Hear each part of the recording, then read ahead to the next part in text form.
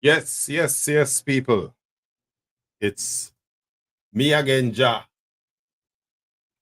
And today we are going forward on the election note because, say when it reached them time, election, and big things are going on in Jamaica. We have a whole heap of things to talk about.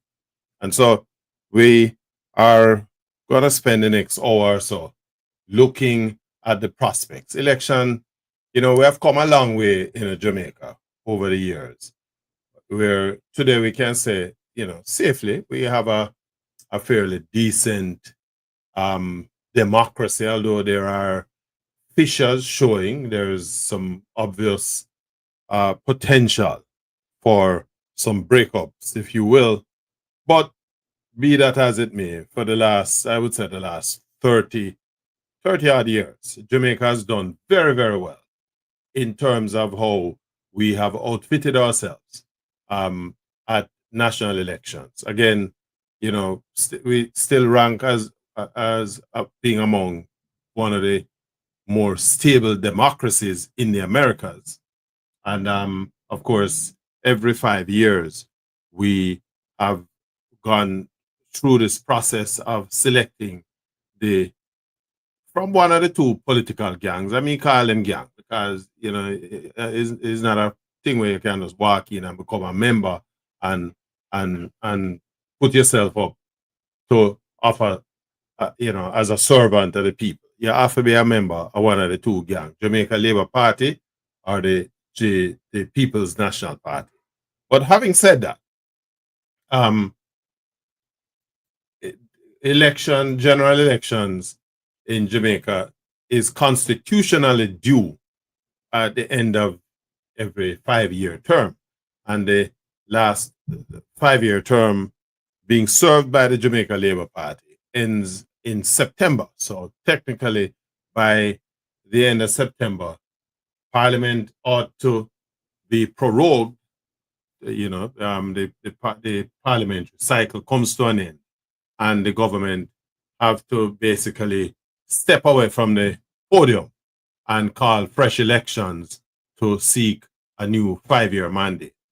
Now, the current administration, if you have been living under a rock or you're a stranger to the political scene in Jamaica, the current Jamaica Labour Party administration has been at the wicket now for just about 9 years. They're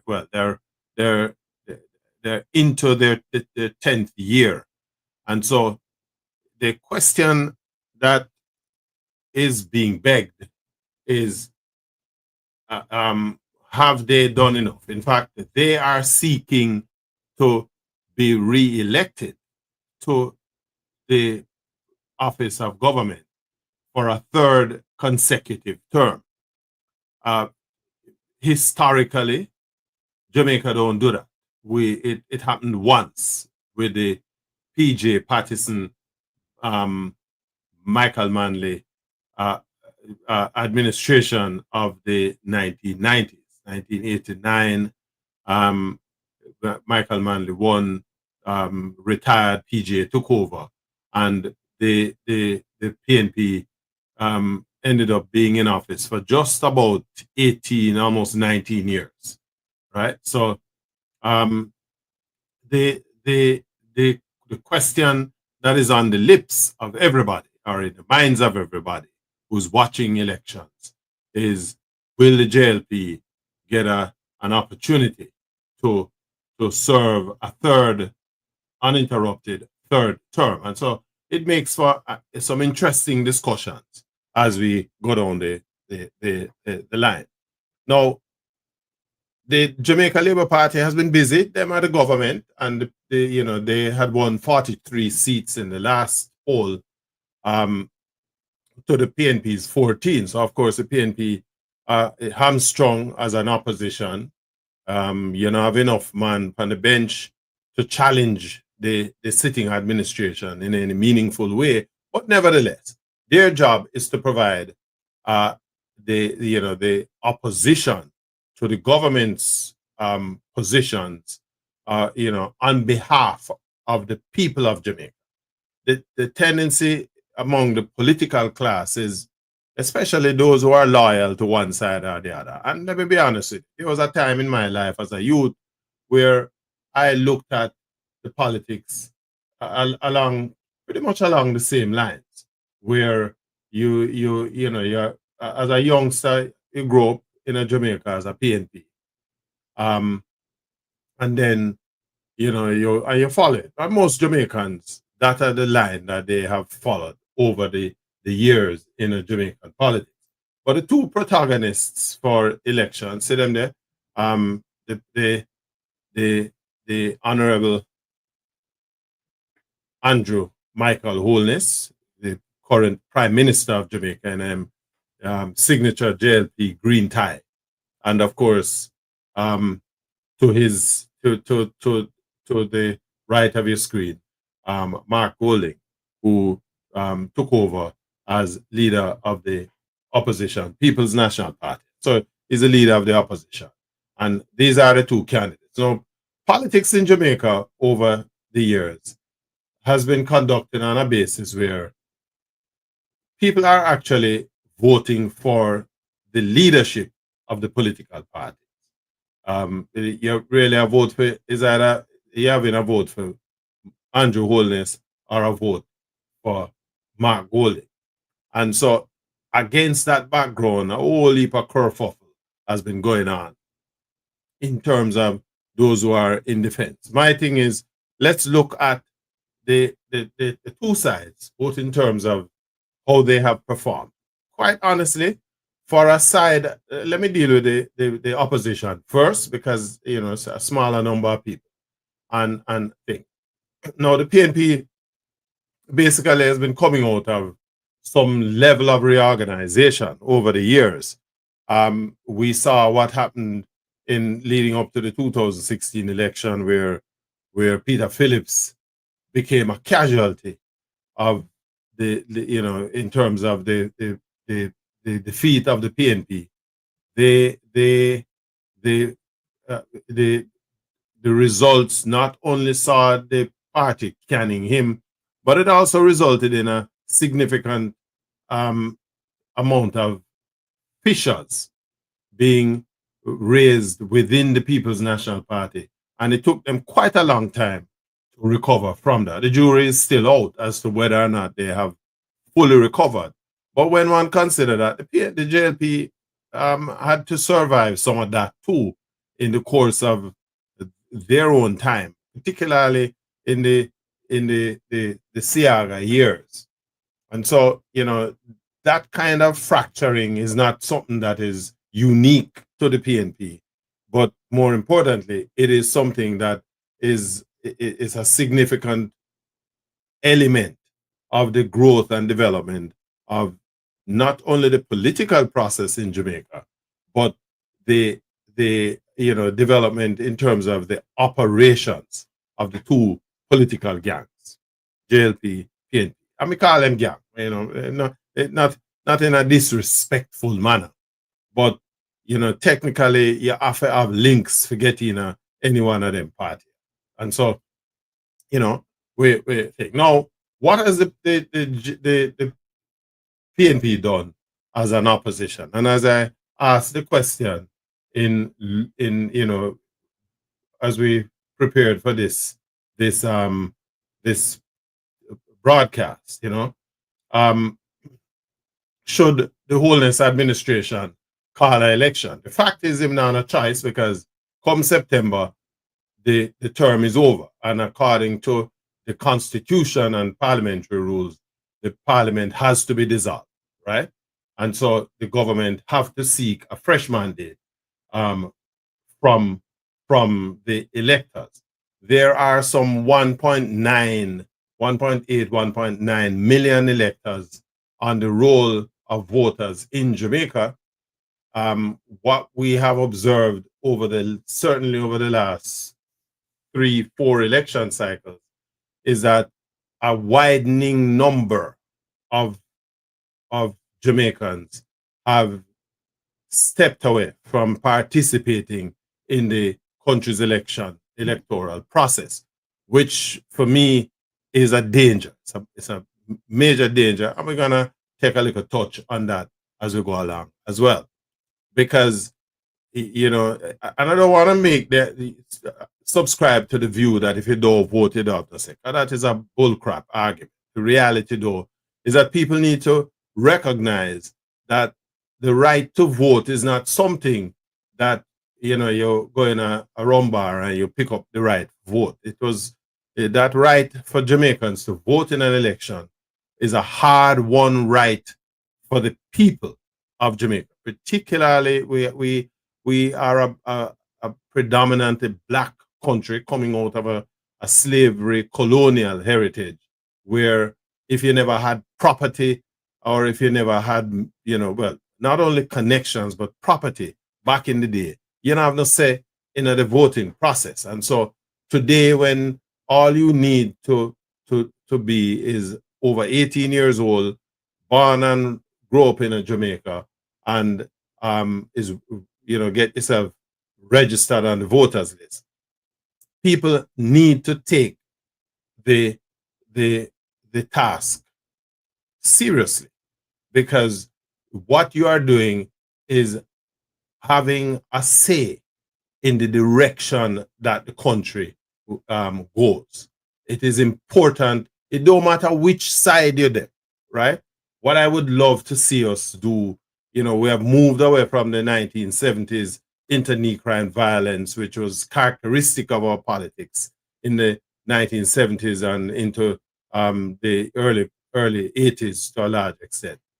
We have moved away from that, thank God.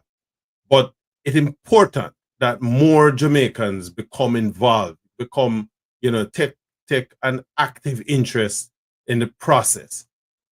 People are people, and I'm not pointing fingers at any one side or the other. I'm just saying we need to recognize that the people who are putting themselves up as electors, as representatives, have them own motives, selfish and otherwise, right? It is my observation that most of the people who go into politics now, them in it for themselves. And so, because them still have to depend on the voters to come and cast a vote, right? It is important that people become more, you know, develop a greater level of interest in the process. So, want to put that out there. Now, we have had a mixed bag, and there are three basic issues that is going to impact, in my mind, you know, how people measure the worth of, or the work of, the sitting administration versus the role that the opposition has played in terms of them seeking to be a part of, or to get the reins of government in the country.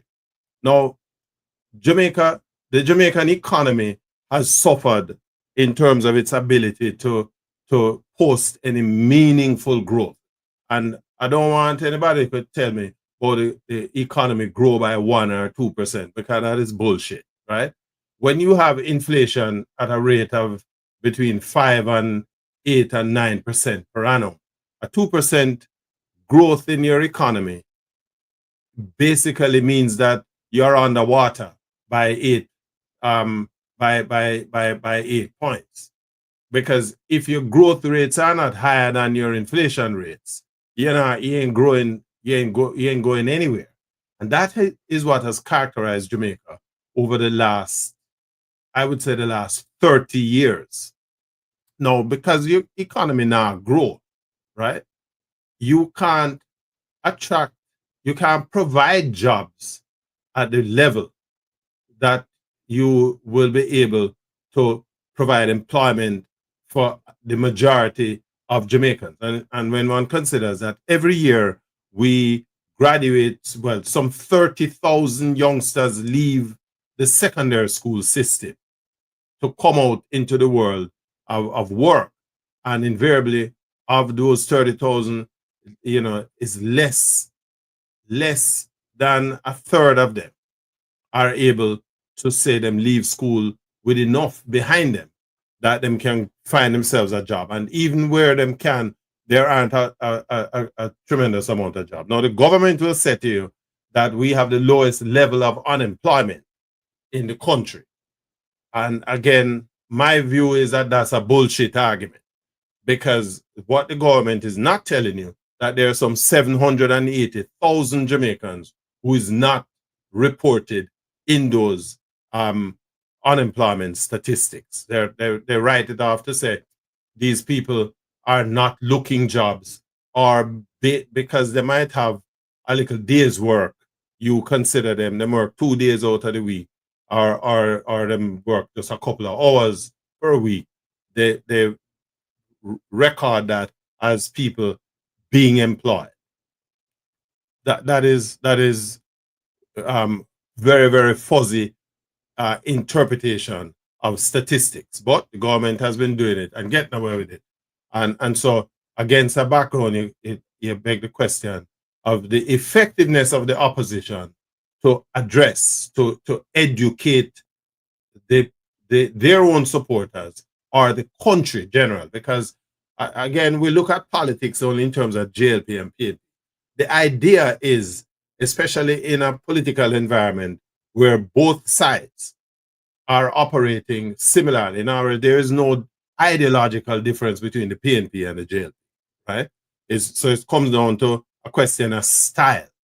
What has the government done for the population? So the first thing we are going to disaggregate is the economic growth rate, because we have not realized any growth. But the two sides are responsible for that, because under the PNP, the same thing happened. The two best times as far as economic growth is concerned in the history of Jamaica since independence would have been the period 1962 up to 1965, 66, where we're just coming out of it. We just became independent. There's a lot of investment and so on. So the economy was growing at rates of between 8 and 10% per annum. The second period would have been in the 90s, where the economy enjoyed growth rates of between 4 and 7% per annum, right? In the 1990s. And then, of course, we know that it all fell down thereafter. But beyond that, the economy has hardly really ever grown. Another thing that we want to look at is the debt to GDP ratio. Economic shocks is a feature of the growth of any economy, right? And Jamaica suffered a tremendous amount of economic shocks, certainly throughout the period of the period it has been independent. We know about what happened with OPEC in the 1970s, the IMF, and the Michael Manley years, when Manley foolishly challenged the United States, and the US basically undermined Jamaica's economic growth and put us with our backs against the wall. But the bottom line is the government had to step in and spend more than the country was earning, which is what drives debt to GDP. You borrow money just for pay your bills, right? And so you have the job of not only paying back those loans, but to pay the bills as well, and to keep the lights turned on. And so these are the features of things. Now, the current administration has done a tremendous job at bringing the debt to GDP ratio down, which it's now running. There was a point where the debt to GDP ratio in Jamaica was running at rates in excess of 150%, right? Today, the debt to GDP ratio is some 60-odd%, right? So which essentially says to you, if you're over 100%, it means that for every dollar you earn, you pay out more than that for your loans. So the lower the debt to GDP ratio mean that it provides you with more money to do domestic stuff, to infrastructure, create different opportunities at the macro level, so that the economy can grow. And so even though we have this low debt to GDP ratio, the reality is that as an economy, the country is not benefiting from it. So I'm just putting that out there, right? Crime, major problem. Jamaica's biggest problem in terms of its ability to attract investment, real serious investment, is crime. A big part of your investment target market would have to be your diaspora. There are a lot of people here in the United States who have make 2 shilling and they want to come back a yard. They want to come back, come set up business, probably retire, but because of the criminal issues, them not come, right? And so crime has been a major problem. Crime is not a JLP problem, nor a PNP problem. It's a Jamaica problem. And so, we have to give the administration credit. Granted, it was 40 years and a cast of thousands in coming, because in 2016, Mr. Holness did campaign that if he win the election, Jamaicans could sleep with them door and window open. It has taken him all of 9 years to be able to say that we're doing something. And we're not doing anything about crime per se, but what we have seen is a dramatic reduction in murders. And regardless of which, no matter how like the JLP, you have to give them credit for that, right? Me personally, don't like the methodology that is being used, but at the same time, less people are dead. And so from that perspective, I am happy with the direction that the country is going in terms of its murder rate. And so we have problems. One of the things that we're looking at, and I had a good talk some time ago with an individual who is now into politics, got into politics, but before that person made the move, one of the discussions we had, and a regular thing for me and this person of these conversations, is that when you look at the Jamaican political cabinet, most of the people who make up the cabinet never ever run a business in them life, never, including the honorable prime minister. They were not business people. I'm a politician, lawyer, this, that, professionals who decide the thing. And so these people don't have the sort of a gravitas that you need to build an economic framework upon which you can grow your economy. It's absent, but it's absent across administrations. And so this is a challenge that Jamaica has faced, I noticed that the Honorable Ambassador Audrey Marks is now in the cabinet as a minister, as a senator, and is set to take over Audley Shaw's seat in Manchester. Now, me I tell you, me love Audrey Marks. Me have a whole heap of respect for her, because she is an excellent example for our Jamaican woman, right? As somebody who has done it all, who has served. This is a woman, I know her from a long time, because I know her from, she worked at Air Jamaica as a secretary, right? So to watch her grow over the years, from a position where she is working in a basic secretarial pool at Air Jamaica, to the point where she went back to school, did a first degree, a master's degree, and then became the founder of Paymaster, one of the earliest technological business to have developed in Jamaica. And that was her, and so a person with this kind of background, and then she became ambassador to the United States for Jamaica, served 2 terms as ambassador, and had a pretty successful run. her management of the diplomatic corps here in the United States during her tenure was, excellent stewardship. Carry the Jamaica flag high. And so one wonders, how if she, will do as a candidate in the election. Um, if she wins, the JLP wins, we will see what she will bring to the table as an elected representative.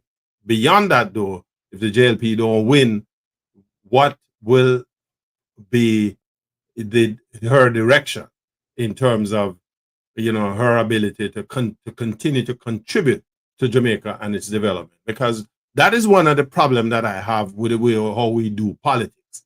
Because if one side, the side that lose, have good people, we lose them, right? So we're not necessarily getting the best test of brains to become our cabinet officials who are making decisions, who understand how the world work, how business work, how Jamaicans, the decision pool that Jamaicans have to go through to live on a day-to-day basis. There has to be a point at which all of these elements are combined, right? So that Jamaica gets the best use of its best brains, politically and otherwise. And so the question that it beg now is, as we go down the road to election, right? Has the JLP done enough to warrant a third innings, right? And if you're on YouTube, you're up on Facebook, let me get some feedback from you in terms of that. Has the JLP done enough, right, to warrant giving them a third term, right? And then we want to take a look at some of the utterances that is coming from some of the politicians. Certainly, over the past couple of weeks, I refer to Jamaican politics as the silly season, and because we in it now, I see where even our honorable prime minister, people are saying, "Boy, I want to read too much in where the man say, and we take things out of context." But at the word will come out of people's mouth, and if you can't deal with a man half a way, say, my philosophy is that when somebody make pronouncements without any provocation, you want to pay attention to what them are say as well as what them do, right? You have to, because remember, these comments are unprovoked, but the challenges they are there for both sides. So let's get some feedback from you guys. If you're out there, we're gonna invite you to call into the program. Let me give you some telephone numbers here. 954-274-8177. It will be interesting to get feedback from you guys as to what you guys think in respect of of um of of all of this, right? Um, they should we be paying attention, right? Should the JLP get a third term? What are the factors that would drive giving the Jamaica Labour Party a third term? Now, by the same token, the question is the desire on the part of the PNP to take the reins of the country. Have they done enough?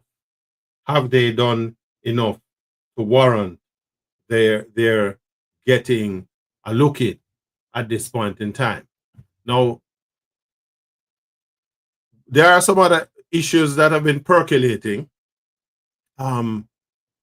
The corruption, You know, we see, and there are whole heap of elements of that. I'm not gonna dive too deep into that. See, I'm on a call here. Let me just let me crank up.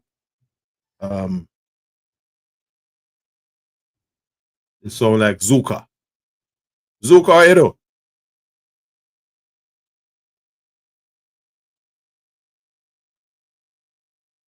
Yeah. Hello?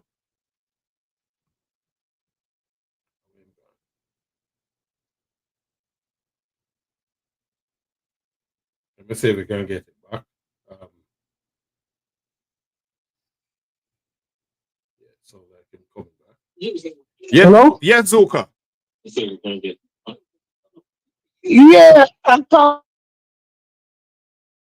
You're live on here, my so argument. you're live, you know. So don't call nobody name and get me in a trouble. No, no, no, no, no, no. This have to do with politics. I don't say that right there. I'm just like, My yeah. argument. Yeah. Don't don't don't call nobody name and get me in a trouble. No, no, no, no, no.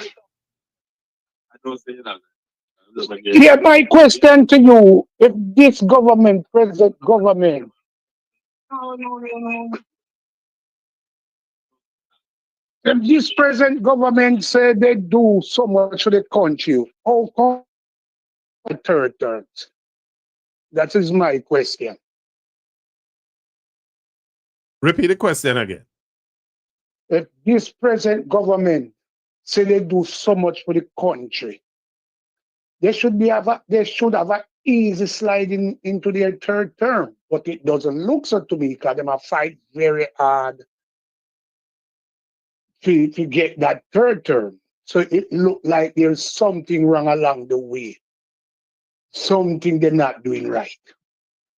And that's an interesting point, Zuka, that the in terms of the third, what are your own thoughts in respect of the current administration's stewardship over, certainly over the last, because almost 10 years now them in power? What is your reading of what they have done, and what, and against that background, what are your own feelings about them winning a third term?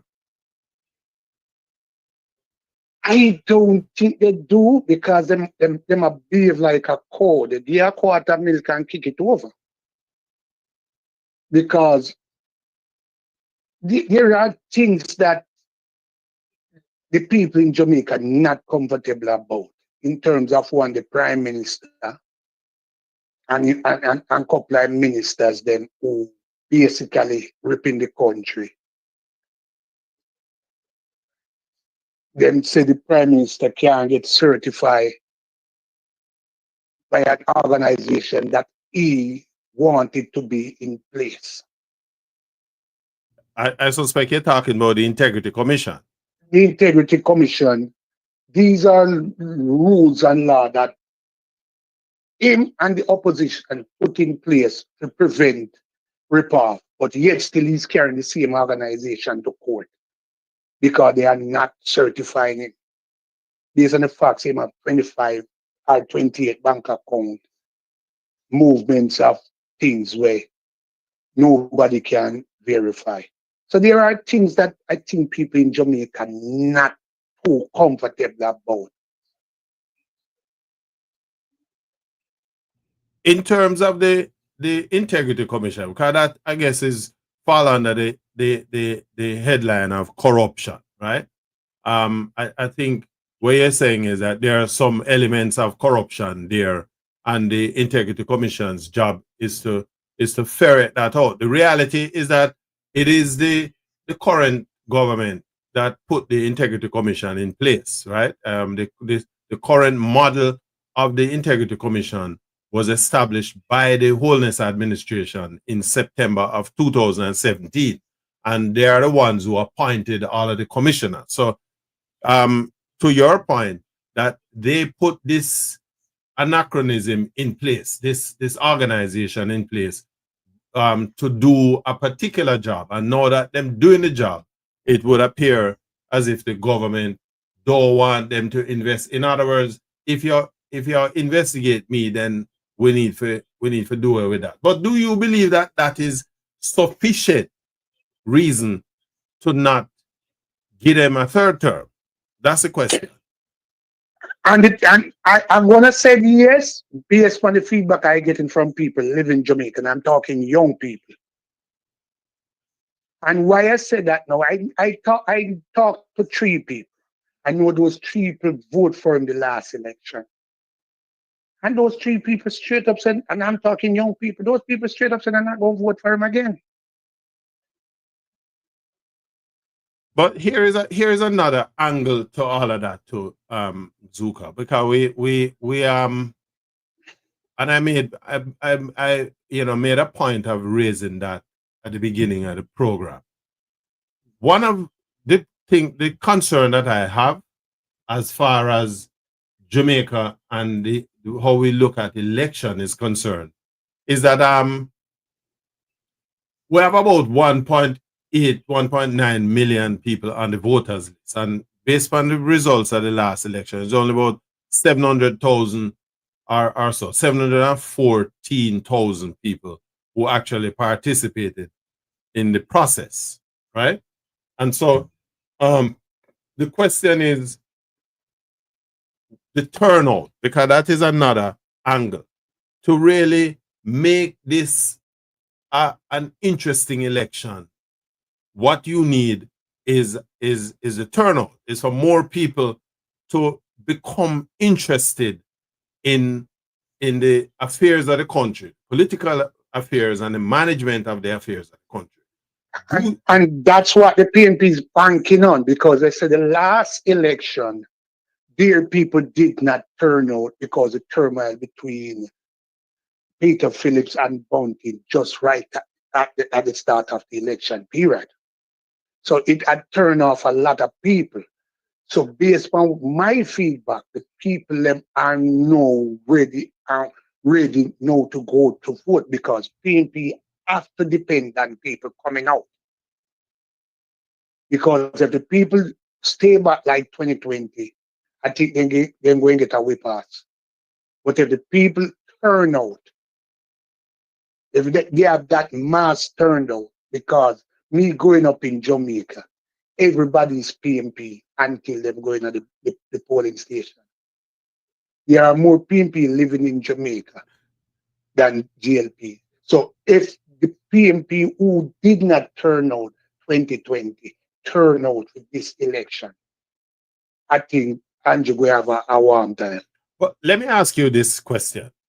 Because I like yourself, I'm familiar with that period where, there was a very sharp divide, PNP, JLP in terms of voter support, which explain why the PNP seem to have been able to dominate the politics, certainly in the period 1970s, especially 70s, and the period there 80s to 90s. But here's a question. Do you believe that that level of commitment, party commitment, is, let me rephrase it. Is it a case now where the party commitment, one side or the other, is that strong, or is it a case where people are going to be voting on the issues that are affecting them, which will determine, in other words, as you say, a lot of people now feel certain things. And so, the election is freedom way of expressing that. Do you believe that you will see a higher voter turnout in this election? Yes, I believe so. And the reason why I feel it will have a higher turnout is because if you listen to the people, the progress that the Jamaica Labour Party said they're making is that the people on the ground not feeling it. All right. So they are not feeling the economic prosperity as the government is portraying. It's like no money is on the ground. Everything is up in the air. But them basically saying that the government have a bill for pay for $1,000. And out of the whole $1,000, them use that and pay the bill. They think say you should pay the bill 50%, have the $1,000 to the bill and the next 50% come spend amongst the people. That means create more jobs for the people. Them they said that's their problem. They said there's nothing going on the ground financially. And when you know when Jamaican people broke and hungry, they are very miserable. So against the background of that, then again, what? Well, we know what the government are do. We know what them doing and them not do, or what them them not doing. So essentially, people are saying that them not feel the promised prosperity. That's what I said, right? Definitely not feeling it at all. The government promised prosperity, but after 10 years, nobody not the masses not see none of that, right? But there is all of these things that seem to be going on. Big construction in a St. Thomas, whole heap of road work going on, highways are built. Let me cut you there. The word work was a continuation of the previous government. It wasn't implemented by the present government. So it's like he got a baton and Yeah. just a run with it. Yeah, but even so, road are built and not them in charge now. So if Road was always been building. yeah, fine. But them continue and now that you hand the road, here we go again. Another place for the people them so they're not feeling it because they are not getting the work. It's the Chinese contractors are getting the work and the local contractors are not getting the work. The people who are getting the work is the layman. He's not getting anything financially out of the work. The contract are not coming to the local. So in other words, the road prosperity where I go through then, a foreigner a benefit from it. It's not a prosperity for the local man. It's a prosperity for the Chinaman. Okay, that's a fair argument. The school system, right? What is your take on what's going on at the school level? Because remember, none for the youth them now come out of the school system after CXC and the secondary schooling and things. Right? I going sound a little bit ignorant here, but I think from them change over the school system, they differentiate between the high school and the secondary school. Everybody start attending a secondary school now and nobody want to. I mean, everybody start attending high school now and figure so they're better than a trade. Nobody want to do a trade. And remember now, the secondary school and the high school back in my time growing up in Jamaica, it kind of differentiate us. If you look a bright one, them going to the high school and try push themselves and the so-called don't in the secondary school and then pick up a trade. No, we wasn't short of a trade, man. No, everybody in a high school and nobody want to do a trade. Nobody want to be a carpenter. Nobody want to be a shoemaker. Nobody want to do nothing. But yet still, the education is not up to par. No, we're not up to par. In fact, we're not up. Even this week, they were telling you, say, the name want to do a school. I think it was Pembroke School. 78%. But it's a three. 78%. It's a 3/4 of the school ignorant. Can't read and write. Can't read and write. So what that I tell you, Richard? It's not everybody born to become lion doctor. Yeah, but that's a bigger problem, do you know? It's a much. Somebody have to build the lion and the doctor house. Somebody have to be plumber. So don't force it on we. And we can't do it. And I look on that thing. I look on that thing. I say, boy, living in America. If you notice all who go college in America, it's not everybody come out. Some of go college and we come out to work at Home Depot. We come out to work at Best Buy. And we do it. And we do it not with the professional we choose in college. Is that we come out and have to hold a job. True that. But when I go in school back in Jamaica, my time, you leave high school and you get to work in a bank. No, you can't do that. You have to go college.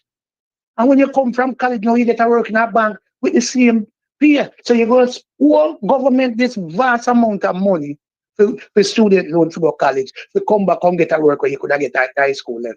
Yeah, but it's even worse than that because now you leave the University of the West Indies or wherever with a degree, and the best work you can get only pay $2.38 US an hour That's as my a call point. center. That's the So point I'm making to you, Richard. yeah. You go to college and get a 4-year degree, borrow this loan, and come back and go work at a place where you could have leave high school and work. Well, listen, Zuka, yeah, you make some valid points, some strong argument.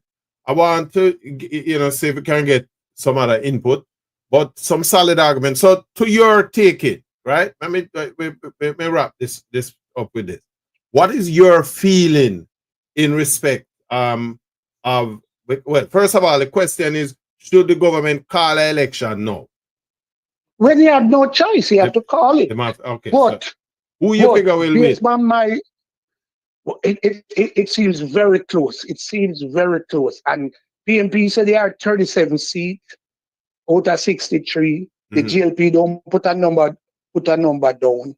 PNP said they are firmly believe they have 37 seats because they are reclaiming back all the seats they lost. 37. Yeah, they say they have 37. So that means the PNP, the JLP would have win with 20-odd seat.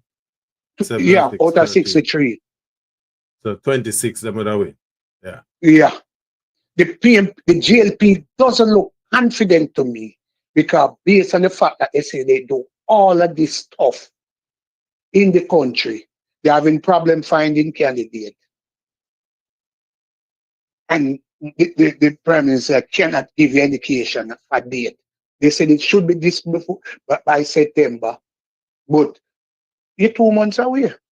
What do you think of 2-3 months away? You said as you made the point about the candidates, because what do you think Audrey Marks was your ambassador as a candidate now in the election? Your thoughts on it?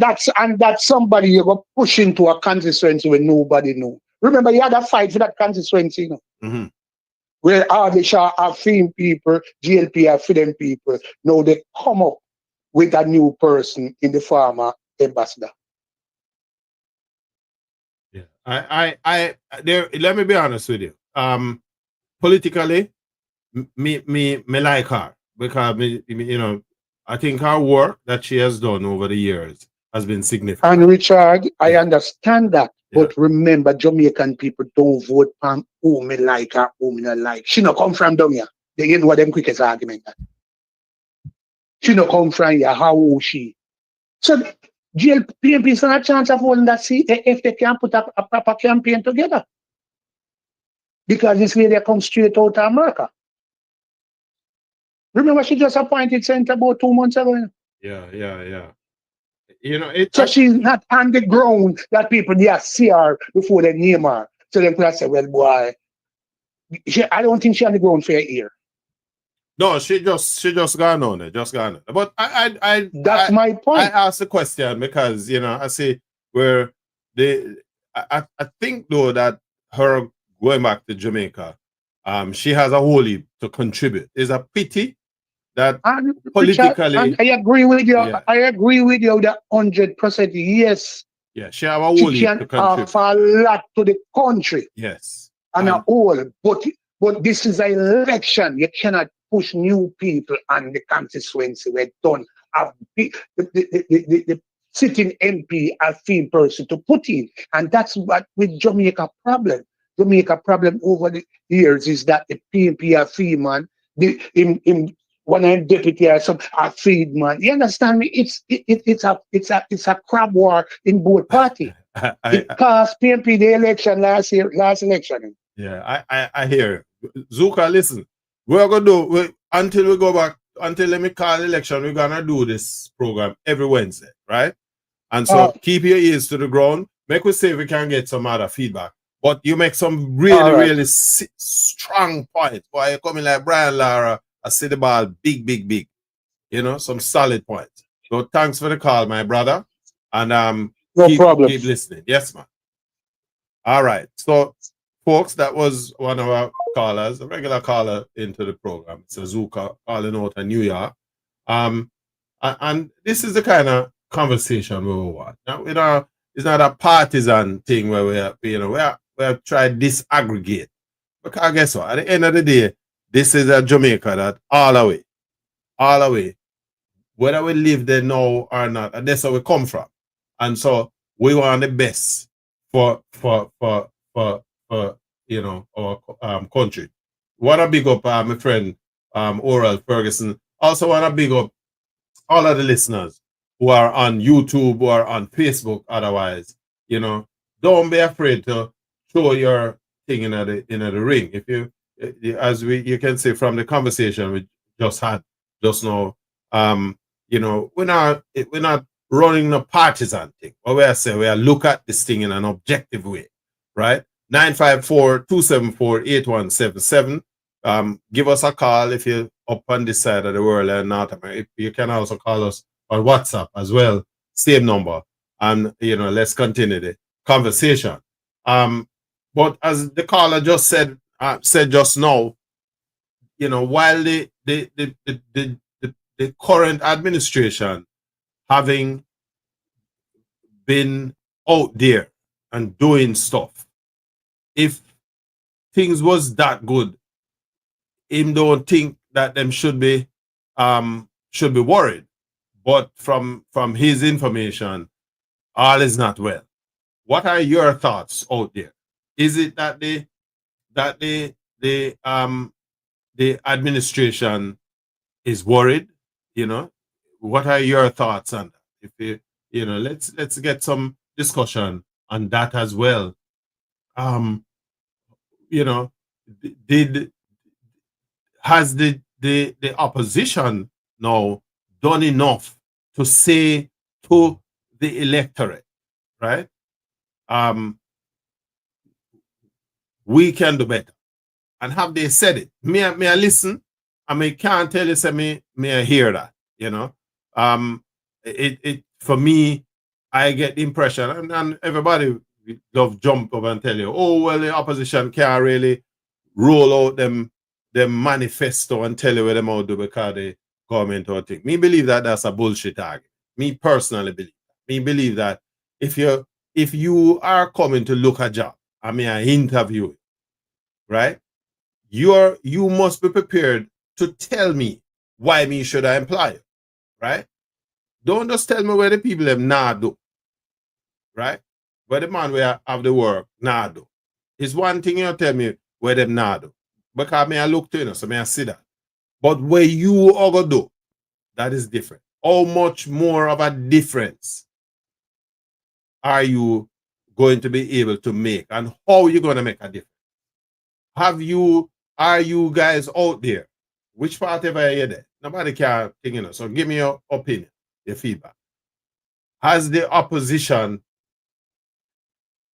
outfitted themselves sufficiently in your eyes, right?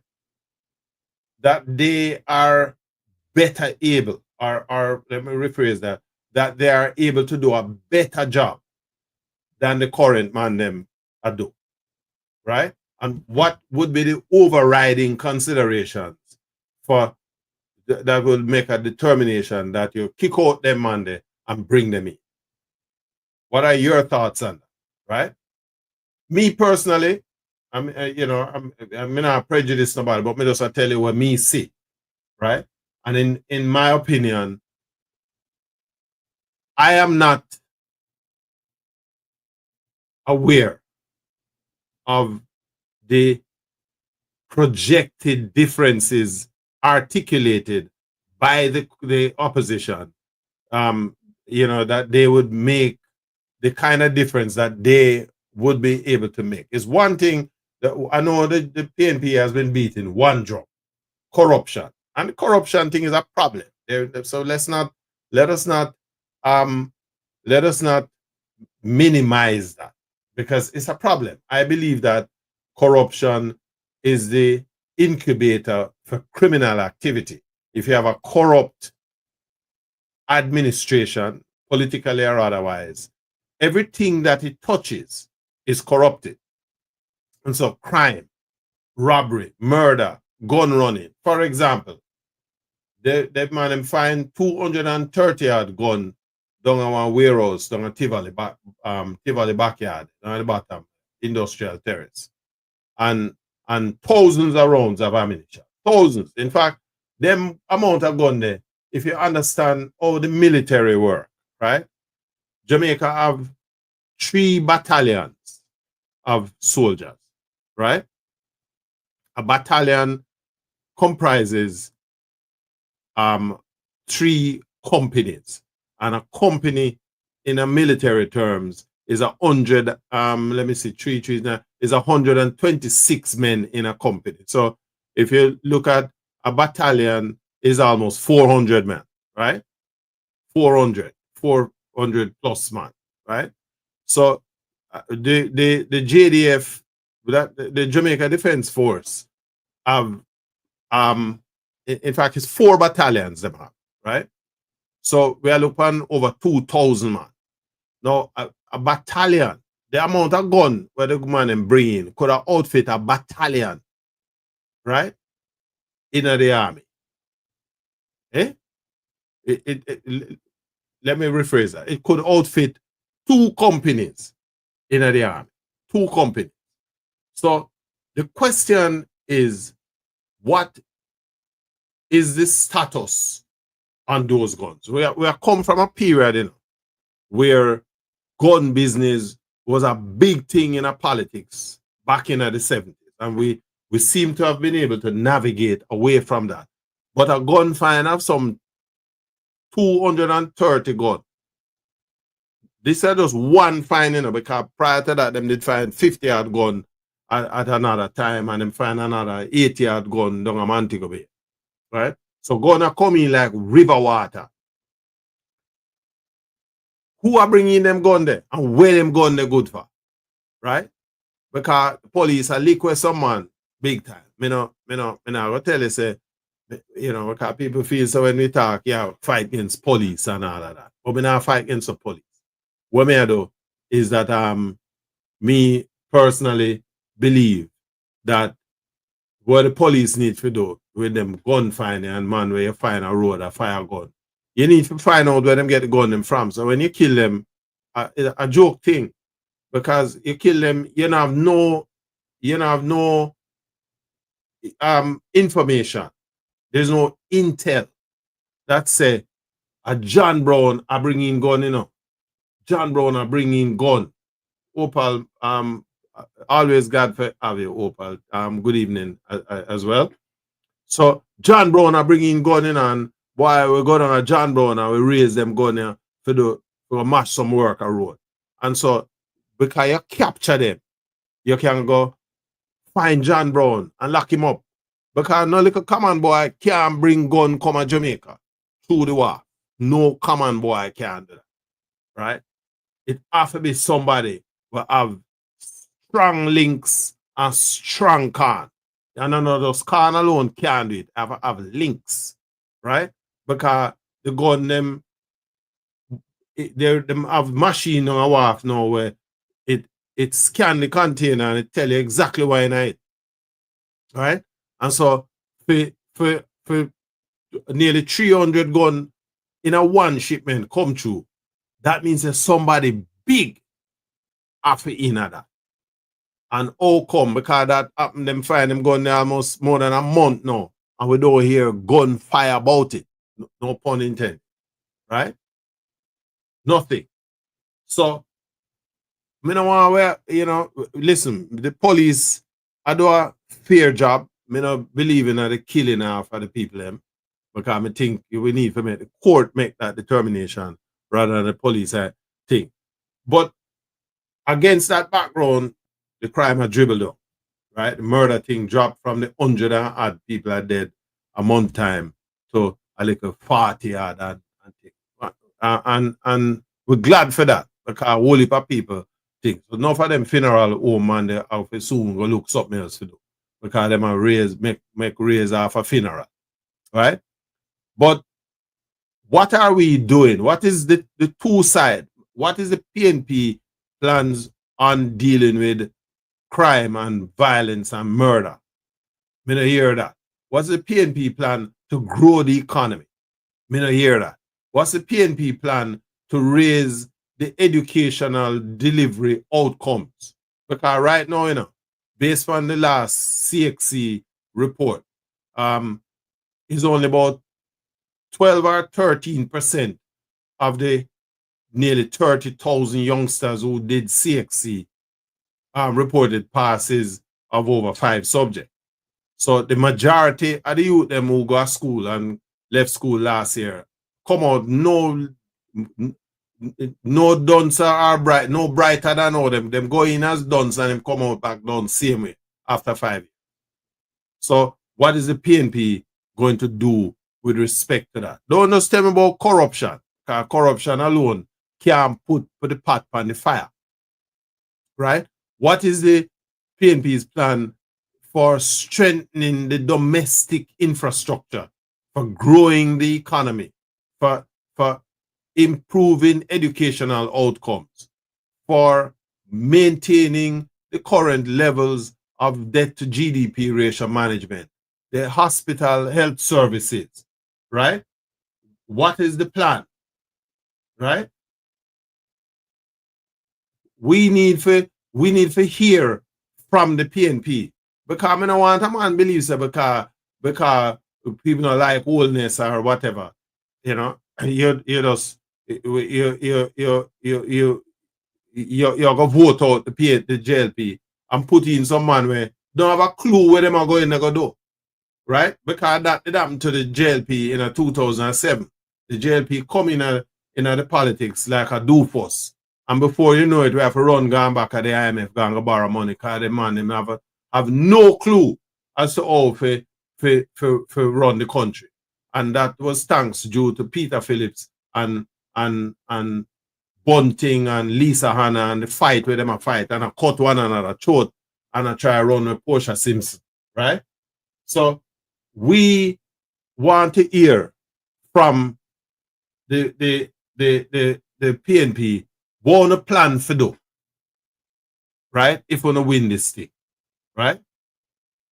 It's very important. I mean, you know, this program, we are going to hold them accountable. Me, I go try bring on some of them man who claims that them are run for politics and say we can get them for company program and articulate them vision for Jamaica. Because it no make no sense. At least we know say them JLP man, and we know say the corruption and the ray. But is it that them are do enough? Is it that them can do more? And we also need to hear from them how them are going to do more too. But by the same token, we need to hear from the PNP how them are going to deal with this thing. We're after all, as Opal said, both sides accountable, right? As I said, you know, election is in the air. We know that by September the parliament is going to be prorogued. So we have a whole heap more of these discussions that we're going to be doing over the period. And so I'm inviting you to tune in, join us every Wednesday at this time between 6 and 8 o'clock, where we are going to have these discussions. Again, want to just say to everybody, thanks for taking the time to join us, and we look forward to you coming onto our program again down the road. And before you go, just want to use the opportunity to get a little plug to my new book, Unbroken, by myself. This book is one of my newest publication, and it's available on Amazon.com. It's also available on the website at yardmedia.com. If you're on YouTube or whatever, just hop on to the website. If you're on the website, so scroll over to the shop page and you can pick that up. There are a couple other publications that are there as well. And feel free to, if you're picking up these books there, this is the first book, Sheila, the Girl from the Lane. And of course, there is Top Rankings. And you can pick these up on the website. The Goodreads, we want to encourage you again. If you You can, yes, Opal. It's available on Amazon.com. But on Amazon you're not gonna get an autograph copy, or you can buy if you go on the website. It's gonna basically running at the same price, but you get an autograph copy, and these are some really great stories, even if I have to say. And they're Jamaican based. Top rankings look at the nexus between the politics and criminality, the violence, and you know the how that has impacted our development over the years. And of course, Sheila, nice little story about Sheila Salmon. And book one, book two is her growing up and becoming a big businesswoman in Jamaica. So, check out the website, yardmedia.com. That's YAAWD media.com, and get a copy. We launch this book next week, Thursday, at the Veterans Park in Lauderhill at 6 o'clock in the evening. And we look forward to your support. Again, that's all the time we have this evening. Next week, Wednesday, we will take on some additional topics on the whole, as we prepare ourselves for election 2025. And I'm encouraging people participate in these conversations. That's what the process is all about. It no matter if you're a JLP or a PNP. The only thing we may ask people to do, you come from the program, you no matter come with the antagonistic kind of a waste of time. I have no patience with that. But whatever you think, defend your side. If you feel the JLP has done enough, come on the program, come defend it, right? And because what we are doing is educate each other. That is the role that we want to use this program to do. So here we are. Until such time, Jagai, right? And see you next week Wednesday. Respect.